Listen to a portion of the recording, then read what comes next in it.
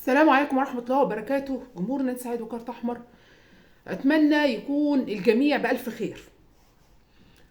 امبارح كان في مباراة ما بين المصري والإسماعيلي، مباراة في الدوري العام.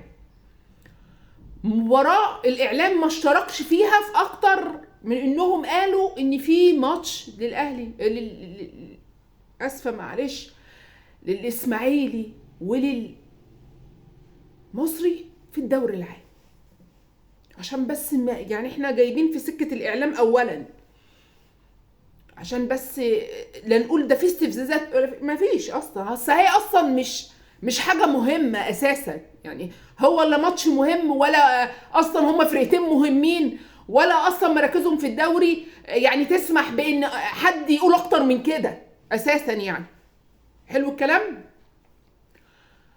مباراة واحد في المركز ال15 وواحد في المركز السابع، لا هي نهائي ولا يعني منافسة على مركز، يعني ده بينهم 8 مراكز. تمام، يعني مش اللي هيكسب هيتقدم على التاني مثلا في مركز ولا اي حاجة من الحاجات دي.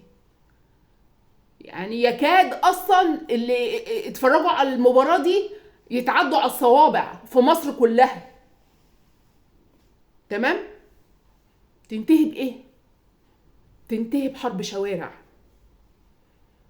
تنتهي بحرب شوارع. عشان ايه؟ محدش لاقي سبب. يعني احنا مش لاقيين سبب للمشهد اللي حصل امبارح، لدرجة ان الواحد بيتخيل ان في ناس من مصلحتها ان المشهد يتصدر كده. يعني جمهور الاسماعيلي الموضوع مش محتاج، الغل ده مش محتاج.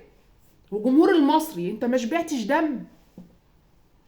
يعني انتوا يعني ايه؟ انتوا نسيتوا؟ ده احنا مش هننسى لحد ما نبطل نشجع كرة او نموت بقى. في ايه ده؟ عشان ايه المشهد ده؟ عشان ايه؟ يعني انا عايزه اسالك سؤال، اللي كان بيتخانق امبارح ده سؤال بس. هو حضرتك لما تروح كده متعور ولا تغور في داهيه تموت عشان انت وجودك اصلا في الحياه ملوش لازمه، تمام، وتروح لاهلك كده انت متعور ليه؟ اللي يروح لمراته ولا يروح لابوه وامه؟ لا اصل كنت بتخانق في ماتش. يا اخي عيب عليك والله العظيم. يعني يا ريت تخلوا الطاقه دي لحاجه مفيده. لو انا هروح ماتش كوره عشان اشكل فيه، لا ده انا اروح اشوف لي شغلانه ساعتين احسن. هو في ايه ده؟ عشان ايه المشهد اللي حصل ده والمال العام اللي اتهدر ده؟ ده انتوا لو الانديه بتاعتكم نزل عليها عقوبات مش هيبقى معاها فلوس تسد يا جدع. هو انتوا مش شايفين انتوا فين؟ ده احنا ما صدقنا الجماهير ترجع، قلنا ما فيش زفت كوره من غير جماهير. كوره لعبه ملهاش طعم من غير جماهير. حضراتكم نرجع تاني، ما هو الامن مش هيبقى قدامه بقى غير انه يمنع الجماهير. نرجع تاني، يعني احنا كنا بنعاني كام سنه من غير جمهور، اما كانت المشهد بتاع الكره المصريه والبطولات المحليه كان يرثى ليه، عشان الكوره ما بتحلاش من غير جمهور. نرجع تاني لكده. طب انا عايز اسالك سؤال، لو انت عندك ذره وطنيه يا اخي، هو دلوقتي من حق مصر انها تطالب بتنظيم اي بطوله عندها بالمشهد ده؟ يرد يعني انا نفسي حد كده عاقل يرد عليا. ده احنا عملنا البدع عشان ننظم كاس العالم ما عرفناش، ولا هيحصل بالمشاهد دي. طب ليه لازمتها ايه؟ وخصوصا من غير سبب. يعني الناس اللي اتمسكت اللي وزارة الداخلية لمتهم دول، ها يا اخي، ده اللي بيسرق ده اللي بيقتل ليه دافع انه عمل الجريمة. انت دافعك ايه؟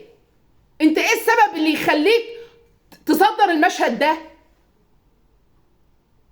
ورابطة الأندية هتيجي بعد كده معلش ونناشد وزارة الداخلية وطلعوا معلش ومش مستقبل ومش مستقبل وشباب. لا، دول بتروهم احسن، دول بتروهم احسن. دي جريمه.